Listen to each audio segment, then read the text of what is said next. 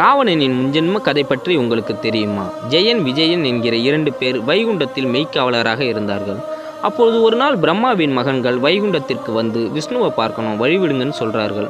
அதற்கு ஜெயன், விஜயன் வழிவிட மறுத்து விட்டார்கள். அப்பொழுது கோபப்பட்ட பிரம்மாவின் மகன்கள் வைகுண்டத்தை விட்டு விலகி இருப்பீர்கள் என்று சாபம் விடுகிறார்கள். இதனால் வருத்தப்பட்ட ஜெயன், விஜயன் விஷ்ணு பகவானிடம் சாப விமோசனம் கேட்கிறார்கள். அதற்கு விஷ்ணு பகவானோ 2 வழிகளே இருக்கிறது. அதில் ஒன்று, அடுத்து 7 பிறவி எடுக்கணும். அந்த 7 பிறவிலும் என்னோட தீவிர பக்தர்களாக இருந்தால் மறுபடியும் 8வது ஜென்மத்தில் வைகுண்டத்தை வந்து அடைவீர்கள்.